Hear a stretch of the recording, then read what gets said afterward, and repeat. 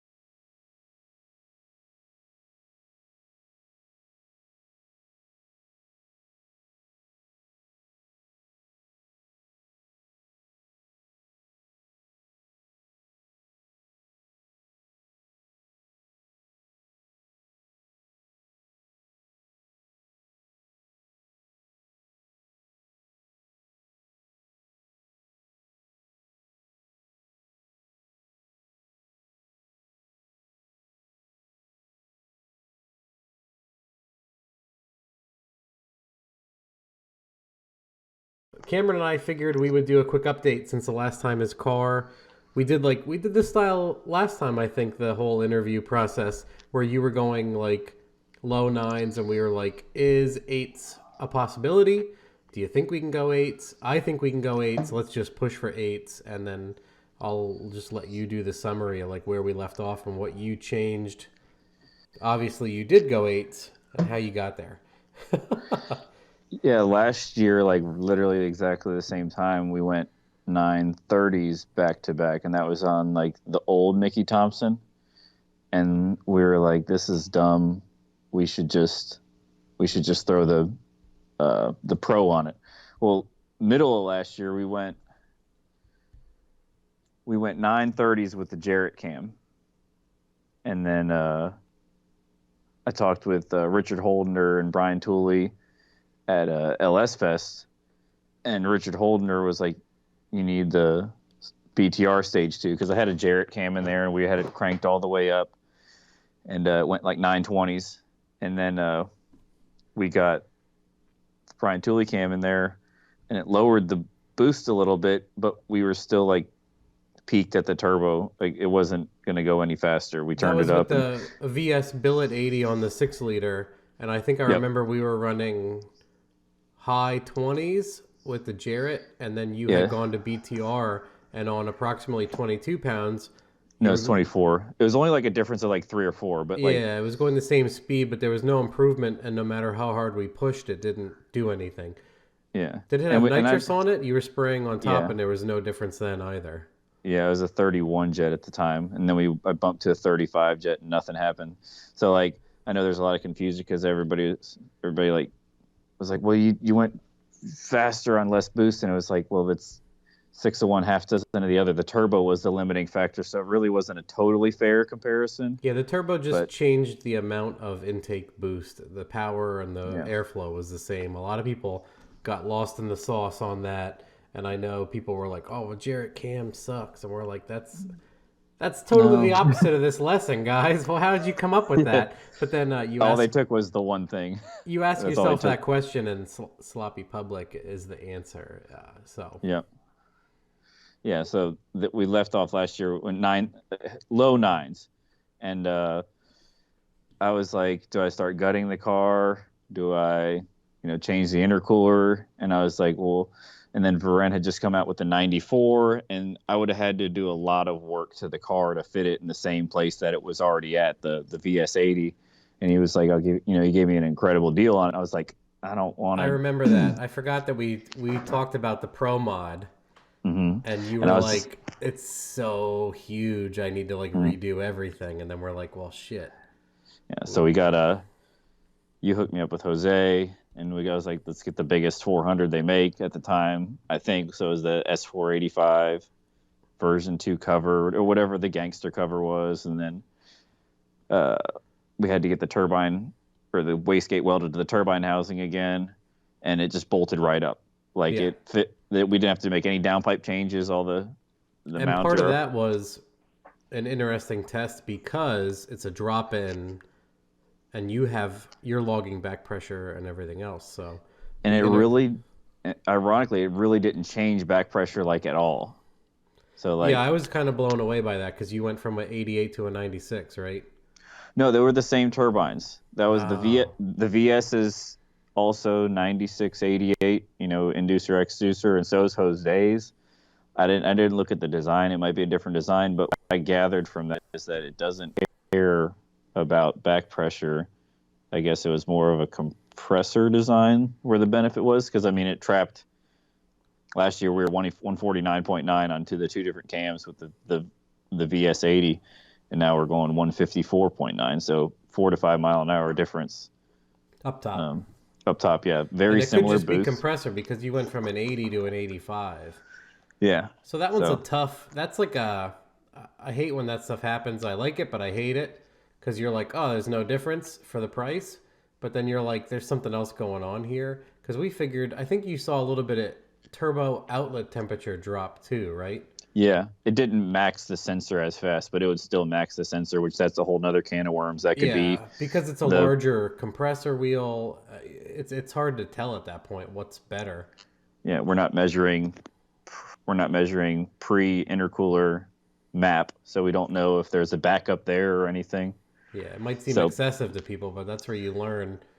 If something is crazy and something evens out, you're like, oh well, that's the winner right there. But yeah, because we did the cam swap over the winter. I remember vividly. It was the Jarrett cam before winter. It went 930s, 920s. Then the BTR cam after that boost lowered a little bit, 920s, and then the spring. It was like spring, and then it was hot as hell, and then summer. And I don't even attempt to go fast over the summer. I know a lot of people race over the summer. I hate sweating at the track. I won't even go. So I'm just like, okay, let's get my ducks in a row so I can come out swinging in the fall. And we went to LS Fest, which is a shit show as usual with a ton of cars and sticks, greasy track and all that stuff. And so I didn't really attempt to go fast there. it seemed like you were stuck in like 9.25 hell for a while, and then we were like, I was like, get the bigger turbo. Jose or Varenne at the time didn't have. He has an 88 and an 85 103 now. Didn't have which would that be fun. stuff then. And then I think you did. Well, you We still did race gas. We tried race gas. Yes, we were like, hey, This is before the Jose turbo. We tried. Maybe ethanol is overrunning the turbine because of excess fuel flow versus excess exhaust flow. So let's like a really neat test would be for let's go to gasoline, drop your fuel consumption 30-40%, and see if your back pressure drops a percentage, which it did absolutely nothing. Yeah, we had to cram like 4 or 5 extra degrees in it. It slowed way down on the same boost and spark, and then it was just a big uncomfortable mess, and then you just went back. Yeah, we were at 24 pounds and like 21 degrees, and I was like, I don't like being here. And it was going like 950, and you're like, fuck this. This is not happening. And then I think everything's been the same pretty much. You just worked on, I think 60 foot and some suspension modifications, right? Really just playing with settings, because the control arms were already done. It already had an anti-roll bar. Rory helped me. We put a little preload in the right side because it seemed like it was leaning. And then I just made some shock adjustments so it would, come up quicker in the front, transfer the weight, and then stay up. And really we just were like up the leave RPM a little bit and up the leave boost just a hair. And it went like a low 130 to the 60 foot, because I remember years ago or last year I was like, it needs to go 130, low 130s, and Because where were you stuck? And when you were going 920s, what was your 60? five 146? low 140s. I was stuck in 590s in the eighth, 590s in the eighth, and 920s in the quarter. And really, it was just a little more horsepower from the turbo and getting the 60 foot down. And part of it was you did a wastegate spring change. We were like, Yes. it seemed like you could get the boost you wanted out of the boost controller, but it seemed like on Took the forever. brake, you could not get any more than like 3. It was a struggle to get over 3 pounds. And you were like, I know that's where my leave is. And then I think that's where we also started messing with the ignition cut, like the retard on launch a little bit more and stuff like that. So you were giving it more RPM and trying to get more boost out of it, and then doing the ignition retard on launch to hook the tire and then ramp it back in. Because a lot of people might not understand, even though we've talked about this, but it's really hard if you put a car on like 14 pounds of boost and 4,000 RPM and you leave, it might want to spin like crazy. But then the funny thing is if you cut a little bit of ignition out of it, it'll take off. The big thing there is if you leave on, say the car only wants to hook on 5 pounds and you put it at 10, it wants the 60 foot good, but it wants to spin. But if you leave at 5, it takes 3 seconds longer to hit full boost. If you leave at 14, you can do a tiny bit of ignition cut, but since you have the RPM and the boost are already there, you can go 14 to 24 in a half a second, and then 1/2 a second put the ignition retard back in. See, it's harder to muscle out that boost and RPM later once it's already bogged. And I'm sure some people are watching this saying, duh, we figured this out 10 years ago. And it's like, congratulations. We're just figuring it out. We're not claiming to be experts. Yeah, just do this for fun. Sorry, guys. Yeah. Sorry. Yeah. No one Grab told a lane. No one Grab a told lane. me. No one told me to try it the whole time on sloppy. No one was like, "Hey, are you using why don't you leave Time-based on a lot of ignition retard? boost and a lot of boost and a lot of RPM and do ignition retard to hook the tire?" It's like, duh, that makes perfect sense. Well, no one said it. Yeah. But yeah, then we finally got it to 60 foot a little bit, and then like in the middle of the summer, I just played with some shock settings and left, and it went 585 to the eighth in the dead heat of the summer at night and at the local Clarksville track, which I don't want to make excuses. There's better tracks out there. I've never really struggled to hook there, but a lot of people complain. But anyway, it went 585 like in July. I was like, okay, if it goes 585 in July, maybe we can go like 570s in the fall, and if it goes 570s. We know like 575 for a lot of cars is the cutoff for 8s. Yep. So 575, people are following along. You only have 8th mile tracks within a certain amount of hours of your house. It's a haul to go to Bowling Green, which usually isn't great unless it's some sort of an event. So you went to like some less than ideal tracks and tried to get your 60-foot game and your 8th mile down to close to a 575 to make it worthwhile to go make a quarter-mile pass in an attempt to go 8 again. Yeah. So once he found out his numbers were closer, well, you went 579, 570, whatever, and then kept getting your 60-foot down until it was fruitful to go to Bowling Green the other day. Yeah, that's what we do like every year is like I'll just get my ducks in a row, and then it always happens like late October. Well, October, like the whole track's always booked up every single weekend for events. So like November is like 2 or 3 weeks where it's open test and tune. It's always like at or negative DA the whole day. You know, it's 50 degrees, sun's out, great track temp. So it's still hooking. So yeah. So then like 3 weeks ago, we went to the track and got it to go like low 130s to the 60 foot, which is the best it ever did. And then that's when it went 575 at 121 and change. And I was like, that's it right there. I'm like, if that was a quarter mile, that would have been an 8. So yeah, when I saw that, I was like, hate to be that guy, but that's an 8-second pass. People are always like, oh, whatever. But I mean, yeah, the guys, that's an 8 right there. I'm like, holy crap, that's good. I hate bench racing, but yeah, it's like you can do math. Like I looked at a bunch of my old time slips, and my car seems to follow the trend of you take the quarter, divide it by the eighth, and mine's like a 1.555 ratio. So if you just multiplier, so if you just multiplier. So if you just multiply any of my eighth mile times by 1.555, it's like plus or minus a couple thousandths. And that was like an 894. And I was like, okay, now I just need to bring it out to the quarter when the weather's nice. So then that's what we did on Saturday. I loaded up, took my buddy Rory, met my buddy Mike out there, a few other people. And I get like really anxious when I race. I don't know why. Like some people, I mean, there's a percentage of people that are just like, I'm not scared, whatever. Okay. Like I said, congratulations. That's not me. I appreciate both sides. I understand why people get anxious, but I do not. Yeah. But that's me. I'm like 4,000 pounds, 150 miles an hour, and, Yeah, you think about bad stuff. Meanwhile, my brain's like, all I see is like rainbows and birds. I'm like, I'm gonna let go, and everything's gonna be fine. Yep. I have a sunny disposition, and that's how it always works. That's why Jamie's always like, I can't believe you wouldn't think someone would break into your car and steal your wallet or whatever. And I'm like, I just think people are okay, I guess. I'm sorry. It's the same thing going on in my head. I'm like, I don't think of the worst that can happen. I'm like, well, maybe I'll do a 140-foot wheelie. It'll be sick. Like, right. I don't think, like, maybe I'll cartwheel into a fiery blaze upside down and not get out. It doesn't cross my mind. So that's the complacency, I guess, just follows. My fear all goes away the instant I let off the button. I don't know how to explain it because it's just like, I don't know, instinct or whatever just all takes over. So they just, like in the staging lanes, I guess the fear is like, what if? And then as soon as it happens, you're like, it's fine.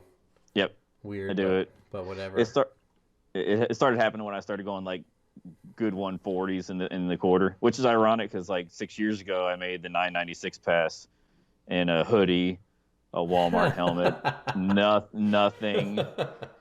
Like in the video, like I open the door and I lean out to see if I'm in the burnout box. Like just open the door and a 3-point seatbelt, and I'm like, yep, in the burnout box. Did a burnout and went 9s at 139. So, but yeah, we went out to Bowling Green and it was just like, okay. Shock changes, download it off the trailer, go get right in line because it just kept getting a little bit warmer and warmer. And it was just street tire war zone out there, like everywhere in the staging lanes. I'm like, street tire. A lot of people can't associate with that. They are the street tire war zone combatives, so they don't understand. But yeah, there's people that show up on, obviously you have a decent tire on the car, but there's people that show up with a street tire. And they think they got to do a 45-second burnout in the water. And here's the worst offender is the people at the track not saying, bro, stop. Yeah. Or they don't identify the tire and be like, put out a cone. To their credit, I give Island Dragway a lot of negative. But they, on a day like that, they will force someone out of the groove. The good tire lane. They will lane. put a cone down and make people go around so they're not dragging water. But I attribute most of that to Artie, the axe murderer, just knows what he's doing. not that the track, but that he up front, he was like, this guy's going to F over the whole track for everybody. Because guys, what you're doing is you're slinging water all over your fender wells and underneath and suspension. And then when you pull up, all you're doing is dumping it everywhere. Yep, putting crap tires. You're not helping anybody. What you normally do is, another issue I have at Bowling Green is I haven't been there very often, but from what I've seen, even at LS Fest, they're spraying like 100-foot water box. It's huge. Yeah. And they're just wetting and then the guy, I was watching they had a younger kid. He was just brooming debris back into the 100-foot war zone. And I'm like, that needs to go not on the tires and not in the water. Push it that way, bro. And they're just like, psh. So you're driving through it's almost like a junkyard of debris and parts and stuff that has fallen off of people's cars. And then you're picking up all the water you can in every piece of your car. And then classically, guys, you want a burnout box water box. It needs to be like a foot or two. And you're not supposed to spin your car in the water maybe scuff the tire a little bit. If you have a car that hooks really well and it's one of those that pushes bad, maybe you want to. You're gonna roll through, and your guy's gonna bring you forward and go Just like burp that. it. Boop, just boop. Yeah, good. Okay, now get out of the effing water and do your burnout. Not in the water to sling the water. Anyway, I digress. we'll get past all this real quick. So then, So- yeah, you showed up. Your tune-up hadn't changed at all, other than Nope. I implemented air fuel safety. The only thing that you had run into was your last 2 or 3 Yeah, eighths that's right. mile hits. Your fuel pressure was becoming irregular, and we Yeah, were we're like, like- "This is concernicus. Are we just running out of fuel pump?" And you're like, "Maybe I'll check my filters for the first time in 6 months or a year." And your Yeah. one filter was showing. What people Little- always talk about, like the lines degrading and ending up in the filter, like the black death, the tar. Yeah. It's actually the fuel lines coming apart. Ethanol doesn't just turn into tar and clog That- everything. I've heard different theories because somebody's going to get triggered when you say that. Some people say it's a return system. When the ethanol gets hot, it breaks down. So I think it's probably a mix of both because people have seen it like in hardline stuff too. So it's probably a mix, because the pre-pump filter is like 100 micron, which that showed nothing, like just a little bit of metal, or a little bit of And you go 10. I think 10, 40 or 10. I can't remember Okay. after, but Yeah, I did usually exactly people what- do 10 and 100, right? Yeah, so I had 100 some- before and then 10 after. Yes, and that one's a little down the line. It's like 4 or 5 feet in front of the fuel pump. So And that's the one that had the schmutz in it. yeah, it was like a black film over the whole thing. So I cleaned it out with a bunch of brake clean and 170 psi of shop air and cleaned that out. And I was like, maybe that fixed it, maybe not. Checked a couple things underneath the car because we were only doing 120 in the eighth. I'm like, we're about to do 150 plus, so checked a few things, and then put it all back together. Yeah, and then you were like, "Hey, can you look at my tune-up as a sanity check? Can you?" Because I had started talking about air fuel safety cutoff on Holly, and what you can do is you can say like something very easy, like you can create a soft output, which is software. It's not using any of the lines in or out of the inputs or outputs physically.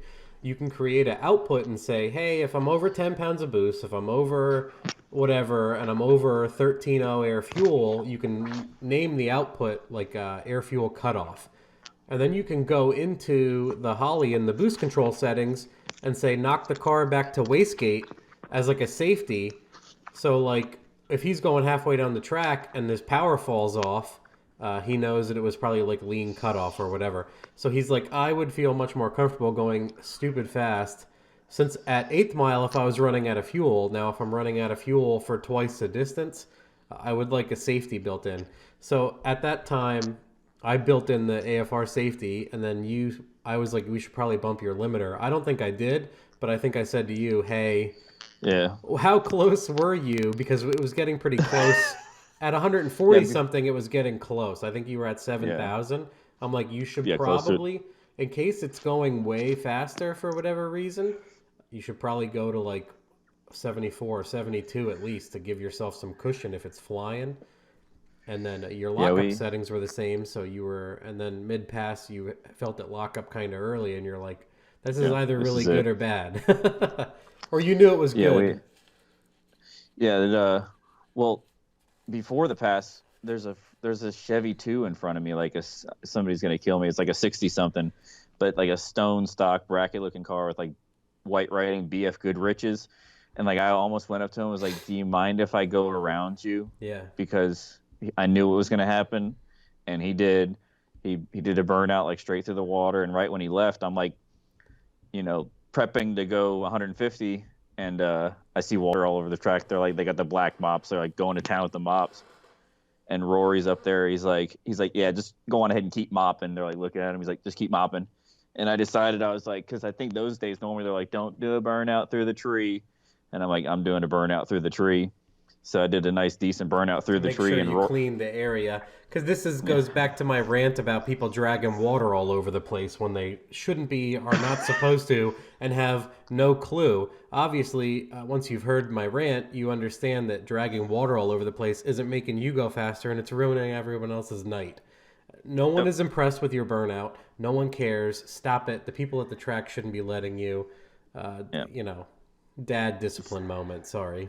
Yeah, you should You should hang it up, stop racing. Act like you've been there before. Quit it with the 1280 car, 1380 car. Stop. And Anyway, you line up. You did your yeah, burnout. Rory yelled at him to mop all the time. Rory's backing me up. He's like, he told Into me, your he's own, like, into your he's own back. Yeah, he's like, I was streaks. backing you up around the water. So we knew when it went 575. We looked at the data log. It went 130, like low 130 to the 60 foot, and I left on 6 pounds. So basically, I'm just looking at my Holly dash. I'm like, I'm waiting to see 6 pounds and let off this button. I don't give a damn about the car in the other lane. I wasn't going to try to bump in because I wanted to stay shallow, as shallow as I could, so I could get a good 60 foot and all that stuff. So I just pressed the button, 4 or 5 psi. Then I saw 6 flicker. I let off the button, and I knew if it stuck, that was it. And it stuck. It didn't knock the tires off. And at that point, I was just along for the ride. And I think right after the 8th mile, I put my hand on the parachute, and normally the car would lock the converter, which means it's at like 130 miles an hour. It would lock the converter between the 1,000 foot and the quarter.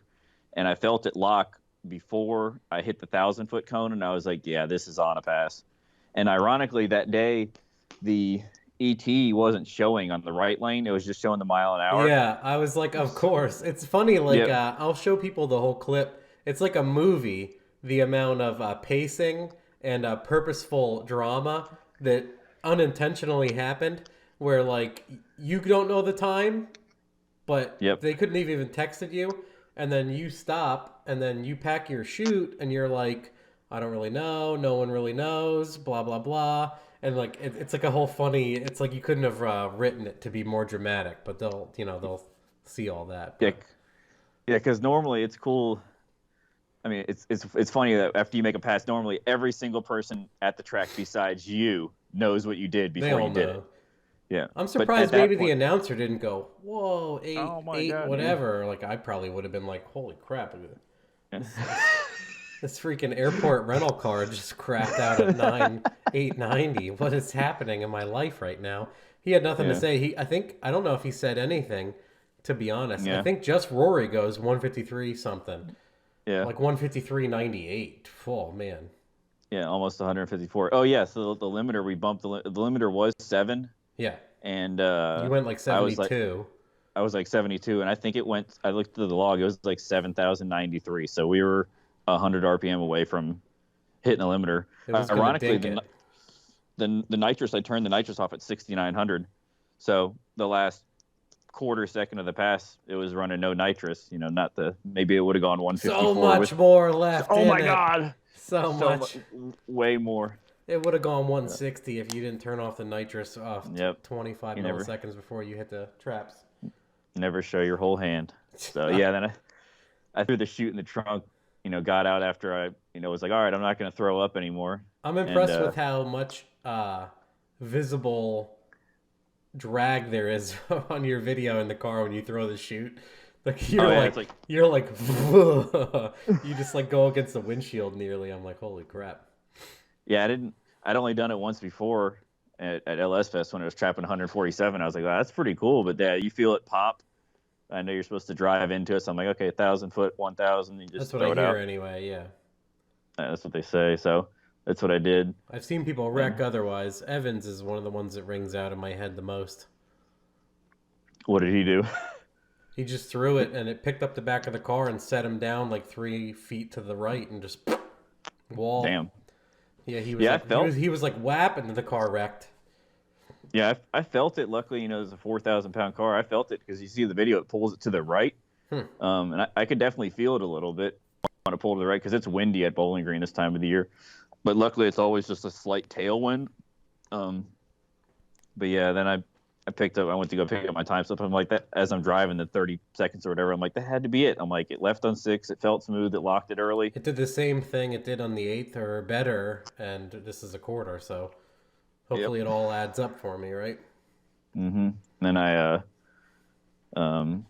she handed me the time slip. It's always funny because like people that work at the drag strip, you figured like they'd be into drag racing and they'd be like, They'd be like, look wow, that's really fast for, like I said, airport rental car. They're like, yeah, totally ambivalent to it. They just hand you the time slip like, here you go. Here, get out of here. Exactly. Thanks. Just trying to eat my fries. Jesus. Yeah, right. God, I'm down here freezing in the wind Like, because it's in oh, the this shade. isn't my number.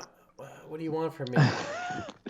Oh yeah, because it took a minute to get up there. So like the second pair of cars, or the pair of cars behind me, had already made the pass, so they got their time slips. So like for a moment, I'm like, what if they're idiots and handed my time slip to somebody else? Great, but they didn't. I handed my time slip. I'm like, all right, you know, take a deep breath and see what it is. And I looked at it. I was like, good God, finally, you know, because like we've been trying to do this for a year.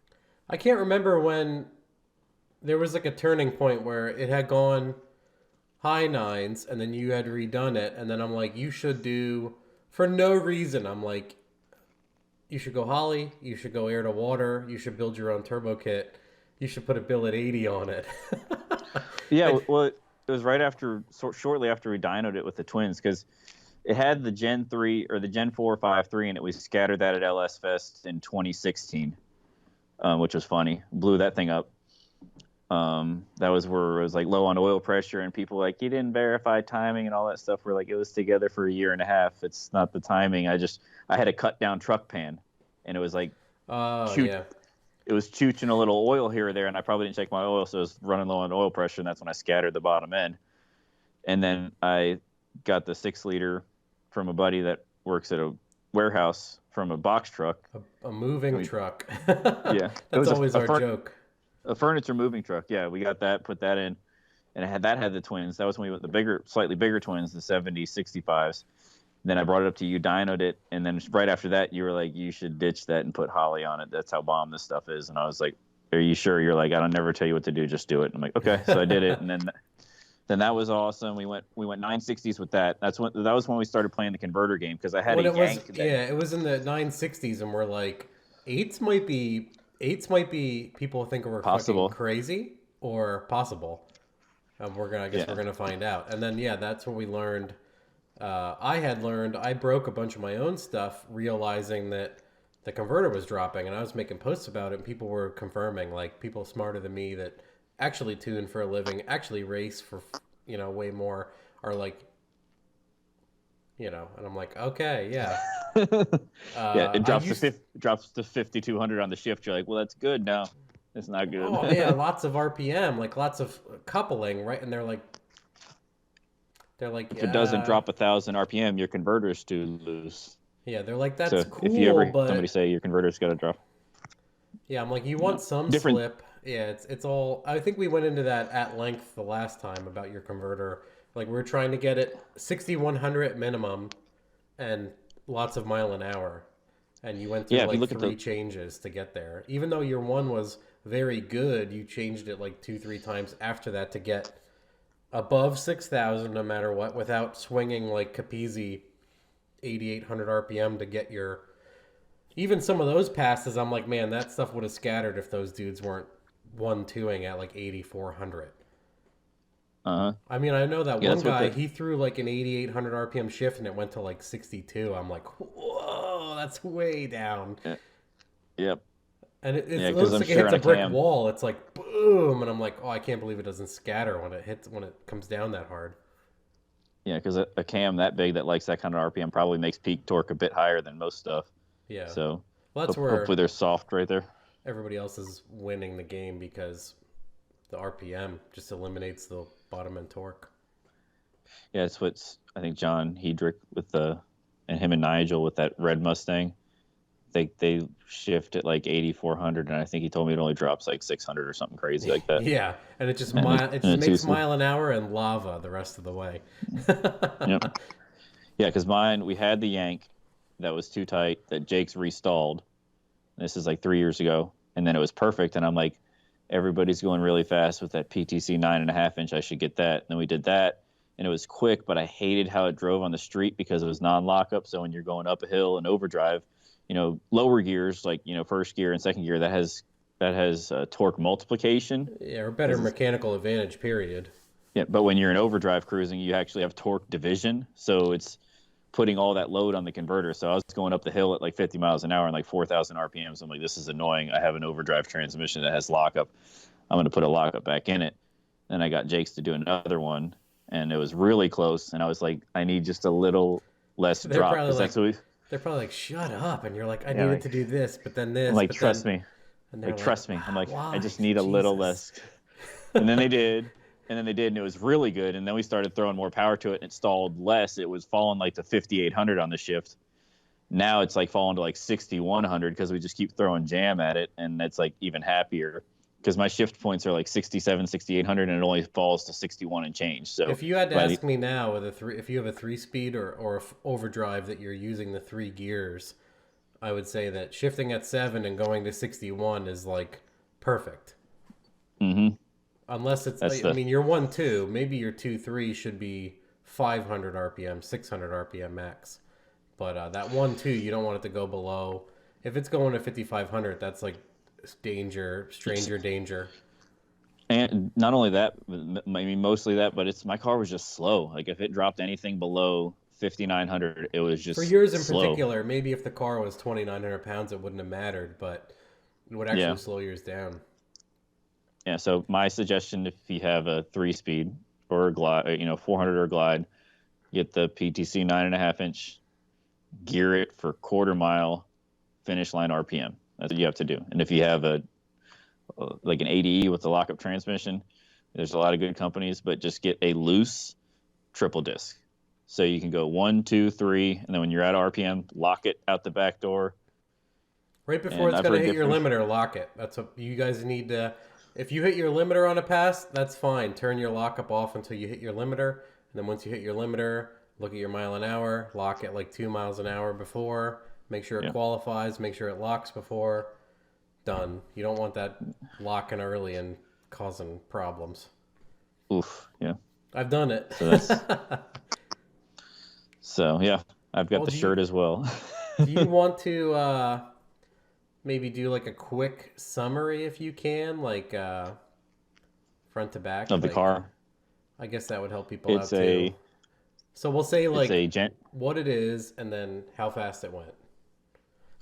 It's a 1999 Crown Victoria P71 Police Interceptor. It's got a 2005 6-liter, so it's a Gen 4. Not really. It's got a rear cam sensor, but it's a Gen the big rod motor. It's a Gen 4 rodded motor. As we try to say Gen 3.5 for people. Yeah. Well, if you call it a Gen 4, everybody's like, well, it doesn't have a front cam sensor. It's a 24x. Doesn't So it's a have 20. towers in the lifter Yep. valley, blah, blah, blah. So anyway, yeah, it's a 24x big rodded 6-liter with stock 317 heads, not ported, Brian Tooley 660 springs and push rods, and a BTR stage 2 cam, turbo cam. I have the Powell machine, bronze style trunnion upgrades. I know a lot of people have crap luck with that, but I think it's a multitude of reasons. Like they don't press them in straight or whatever, but I've had them in for like 5,000 miles and never had an issue. The new body style intake, Jose's S485 turbo, VS Racing 60 millimeter gauge and 5-inch intercooler. Holly Dominator controls all of it. It's a 4L80E built. That's what I do. A Jake's triple disc if you want the converter. Just if you want to order that triple disc, you just tell Jake or Cameron, their guy there, just be like, I need the one Cameron Powers has. And Cameron, their converter guy, will know exactly what you want. Like, it's our joke. It's got a D3 brake. It's 4,040-ish pounds with me in it. It's got full-size front steel wheels. Everybody's like, put skinnies on it. I'm like, you can't Not when really it's stop that that big. quick. Come on. No, it's dumb. And it Because drives I had to, a car that big, that heavy, it just drives like garbage. I mean, I remember I had my buddy's Cobra that had skinnies on it, and I'm like, how do you guys do this? Like it's it not drives fun. like total garbage. I had to panic stop one time, and I was like, man, I'd have been in the back of that car if I had skinnies on the front. So, but it's got a 6-point cage. My buddy Mike did. It's got 35 spline axles in the rear with 5/8 studs, and it's a spool and big 9-inch ends. That guy Robert Maddox did it. 373 gear. 28-inch 275. Yeah, A little it's bit of dry, ET. tiny bit of dry nitrous from nitrous outlet going in there. Yeah, it's got an ET Pro. The local Circle Trek drive shaft shop did the drive shaft. Viking coilovers in the front, shocks in the back. My buddy Mike made me some chromoly control arms because that was where we were struggling with the 60 foot. Is I had these ADTR ones, and when we started going like low 140s, there would be a bunch of deflection from the big poly joints. So I was like, "Can we do anything?" And Mike's like, "Yeah, just take all these measurements, and we'll make you ones out of chromoly." So we did that. So everything in the back wasn't working because there was too much flex. Mm-hmm.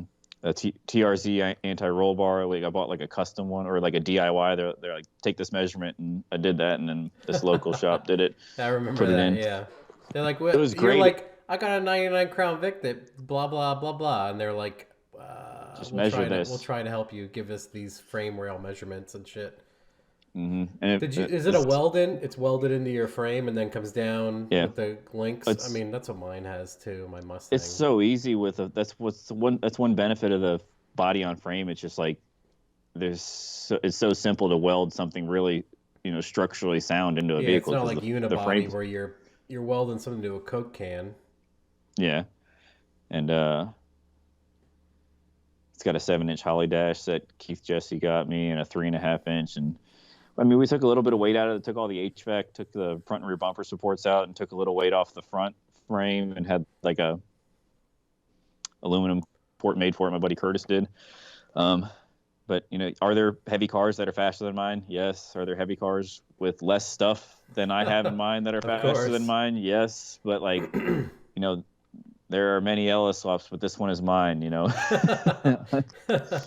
Yeah. So everybody's always got to throw in their 2 cents, but which is cool. Oh, what else? It's got the 210-pound injectors, a Magna Fuel 4303. I don't even know where you got your 210s. Maybe did you get them from Eastern I got them before Europe? the hype. Yeah, I got the Latvian ones before the big hype ones. Yeah, before the big hype caught on. When you were like, get these, because we were running out of steam with like the 120s. I was like, okay, and we got those. And never you had a issue with resistor them. box and everything else, and I'm like, that's when you did I'm like, pull all your computer and wiring out and go Holly and 210s now. What a great decision. Because I mean, like just a week or two ago when it was running out of fuel pressure because my fuel filters were dirty, it was like that'd have been game over. Like, I'm sorry, like I'm not trying to disparage Megasquirt. Yeah, I mean, like Megasquirt is a great system. I kind of outgrew it, I guess you could say. But like it was good to me before. But if I hadn't checked fuel pressure or hadn't had safeties, in place with Megasquirt, that'd have fried everything in it. In my opinion, I haven't done. People tell me that Haltech is pretty good, also with the closed loop. But I have never touched a Haltech car. But I've heard Fuel Tech's really good. People like that a lot. Yeah, Frank, obviously Frank loves Fuel Tech, so it's got to be decent or really good. But from a price point, especially with the cheaper computer, people don't understand how aggressively that will chase an air fuel. It's mind-blowing. Yeah, when I switched, you told me, when I switched to Megasquirt, you set up a timing table and like a ballpark VE table. You had the big thing. What people should know is that had 18 pounds in the springs. Yeah, that was the least it would make. But I have to go right to 18, and I'm like, it's gonna be fine. Big deal. No big deal. You're like, and you're like, I don't understand how this won't be a big deal, and I'm like, it's not gonna be a big deal because I gave you didn't have a USB cable at the time that connected. I gave you a tune. You put it on the SD card. Loaded the tune from the 3.5-inch dash, did a TPS and the firmware auto set, and hit start, and it started and ran. And you're like, "What do I do?"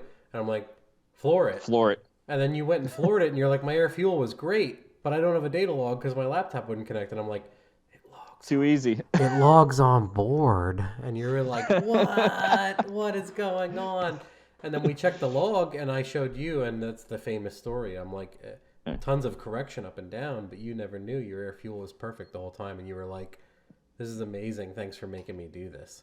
Yeah, that was the LS swapping a car in 2012 was the coolest thing I did for a while, but then putting Holly on it, it was like, yeah, this is by far the best modification I've ever done to the car. I call it the Holly trust fall. Holly, take the wheel. People have heard me say Holly take the wheel, but that's a joke now. That's a meme now with the Terminator because Terminator's like 30% of the cost of everything else. Even Holly's own products, Terminator is 30% of the cost. I don't know how they do it for that price, to be honest. Yeah, it was great when LS Fest 17, when we had the twins on it. That's when we just got the nitrous kit on it. And I was like, let's just spray it a little bit. And everybody's like, yeah. I was like, how fast has it gone before? Like, how much does the spray help? And I'm like, I don't know. They're like, what? I'm like, I've never sprayed the car before, ever. I know you're just going to go spray a dry shot at it, having never sprayed it before, ever. I'm like, yes, that's exactly what I'm going to do. Not going to be scared of it at all. No problem. And it wasn't a problem. So you had... But yeah, I guess we'll go back to... I totally sidetracked everybody. But you were like 6-liter, built 8.8 back end. Because you were starting to... I think you were starting to bend your splines a tiny bit. So you went to the bigger splines. And then you're like... Well, no, it was before we had a brake on the car. Back when at LS Fest, it went 960 foot brake.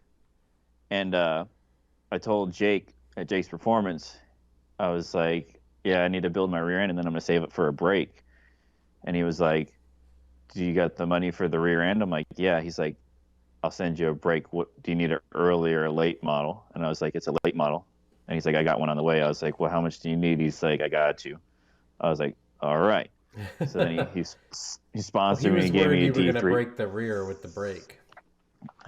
He was just looking out for a player because he was like, well, you done got money for both. So so I got the rear end built because we never heard it. It was a 31 spline track lock with Mosier axles, and we were just foot brake at the time. And I was like, man, I'm getting close to needing something more. So I was like, okay. All that weight hitting the splines, you're like, nah, it's probably going to be an issue later. Yeah, so we're like 35 splines, 5/8 studs. It was great because I did Robert. I was like, look, this is what the car is. I'm like, this is how wide it is. I already have the tires and wheels I want on it. I was like, I need it to be the exact same width overall right now that it sits. And he's like, yeah, it's no problem. So he did that, and they just bolted right up. It was perfect. And unfortunately for everybody else, he doesn't do them anymore because I guess he's got a good job that takes up his time and all his life and everything. So I was like thinking one of the last ones that got a rear end done by him.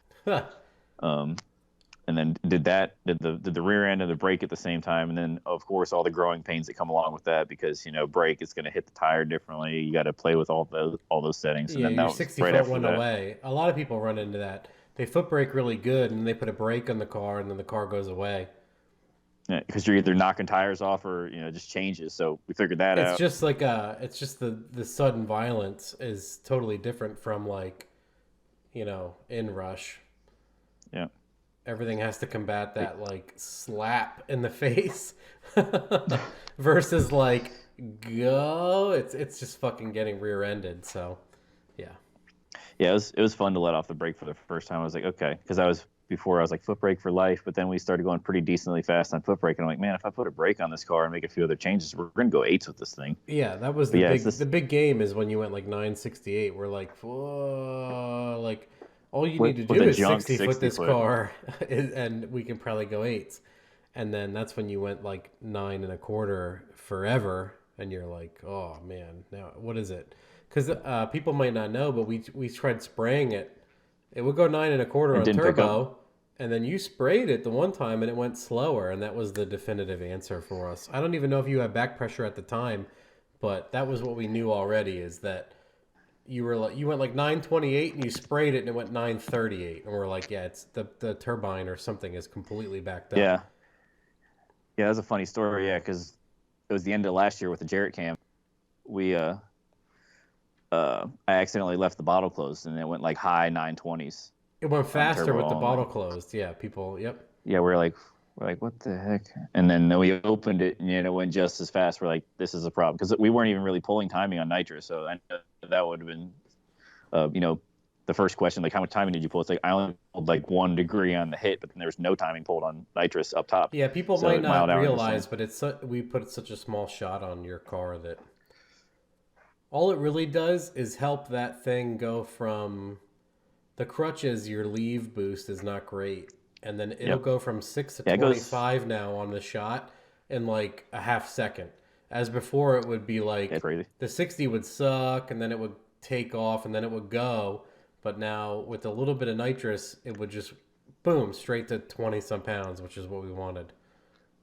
And it's only it was like a it goes- 35 jet you have in there. Yep. It's Which is like essentially a 40 to 48, 50 45 horsepower or whatever. Mm-hmm. Yeah, it goes 6, leaves at 6 pounds, hits 26 pounds like within a second. So Yeah, I have the logs. That always cracks me too when I people- can show people the logs. yeah, it always cracks me up when people are like, well, how do you progress timing, or how do you progress boost? And I'm like, as fast as it will make it. Yeah, no Like, there's- ramp. Yeah, unless it's like an outlaw versus, drag radial door slammer or something like Frank's or something that makes 3,000 to 5,000 horsepower. Like Ortiz says, ramp. He's like, that's a joke. Ramp. Is Yeah, what's stupid. ramp like? How fast can the turbo make my boost? Is you're a victim of, you're waiting for the mechanics to happen, let alone trying to smash it in. So, it went 8.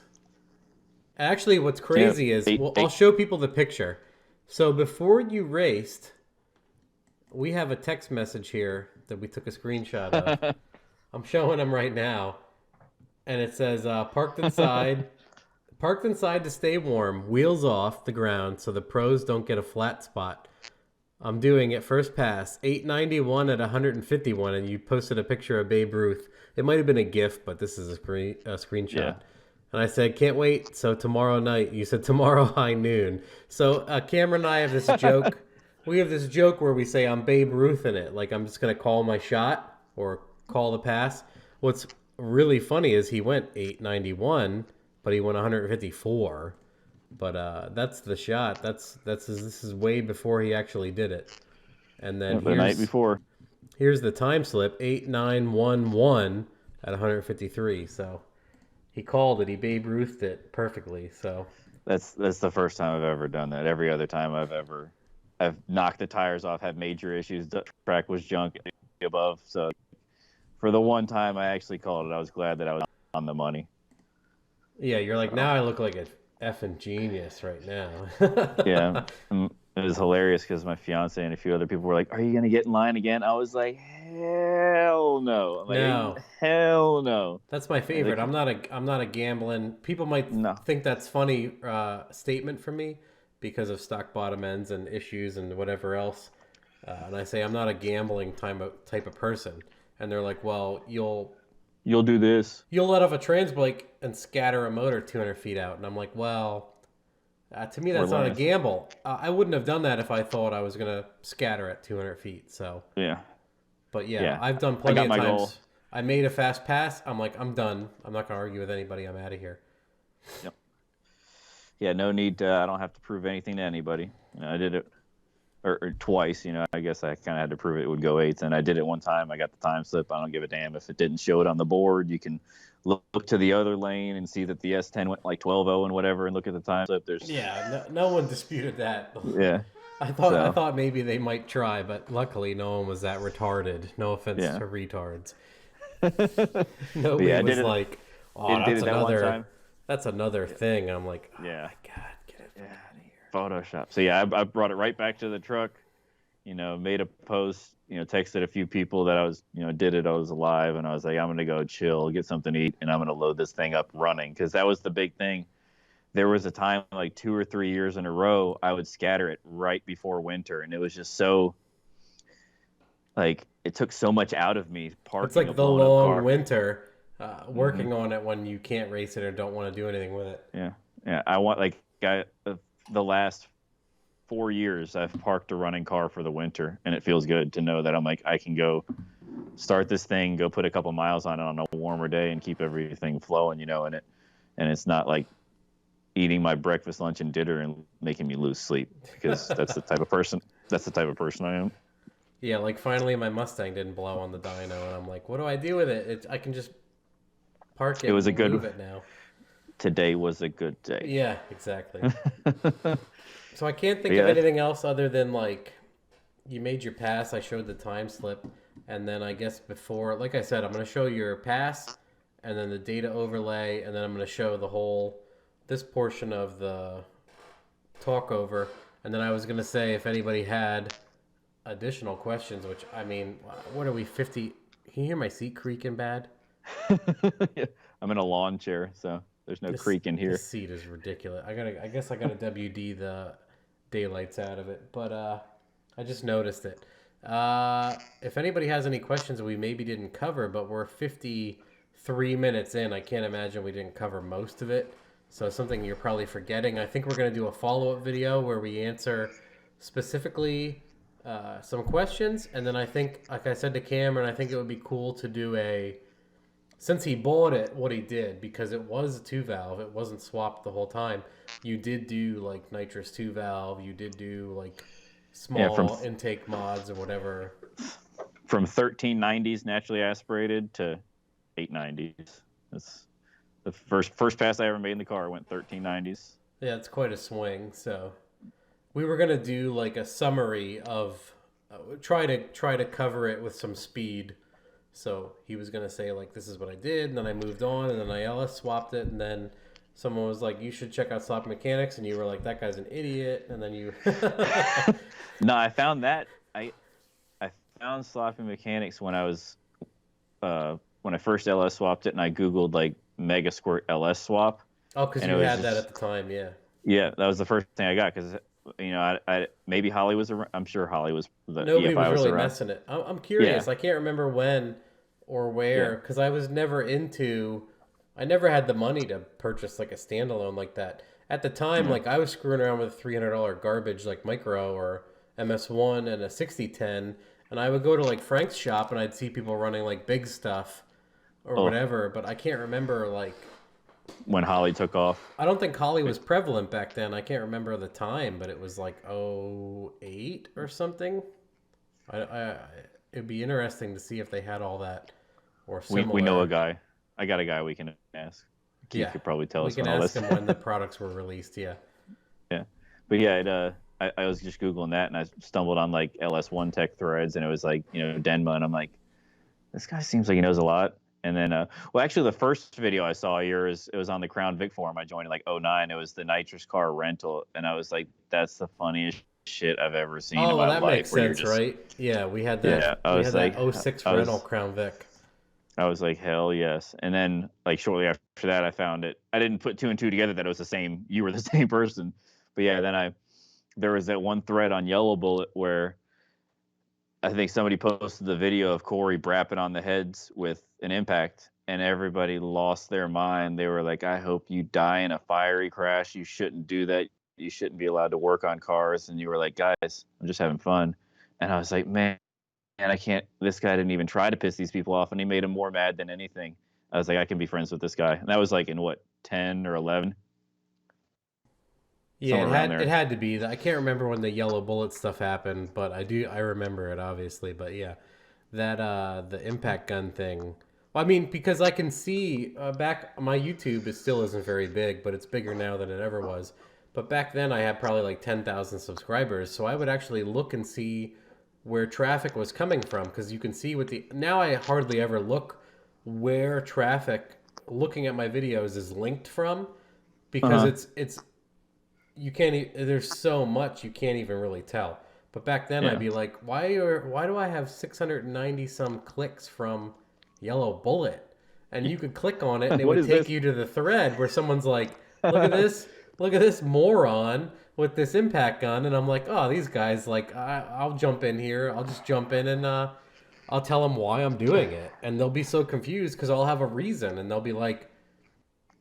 Everybody was a believer by the end of it. They were just like, let's hate on this guy. And I'm like, there's a reason why we're being retards. And then they're like, oh, I guess that's cool. Yeah, okay. And then, probably 6 pages in, like 90% of them were like, okay, what you do is cool. I'm going to watch more of it. My favorite is the one guy who's like, is the quintessential, grudge racer. He's like, want to race an NA small block Ford, no juice. It's like NA guys always got a hard on for grudge races, and they're like, dude, I don't grudge race. I just throw piles of shit together and do burnouts.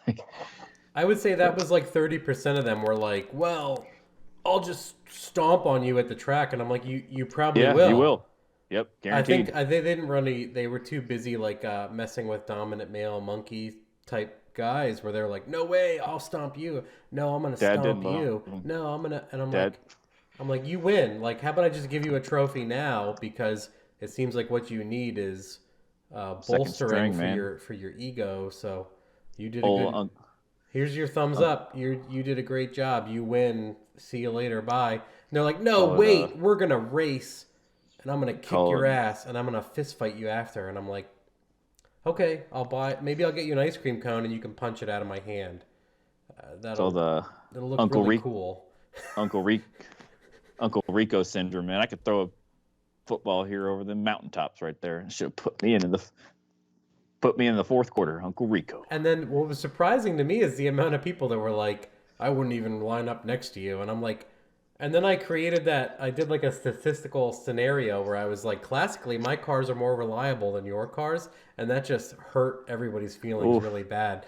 People were jumping in like, yeah, John, what you blew up your car like 3 times last season. This guy has only blown it up 3 times driving it around on the street for fun. You're a serious racer.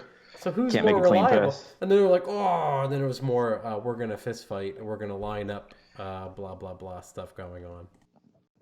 That's why it's good to put miles on your stuff, because you're going to find an issue well before you'll find the issue at the track.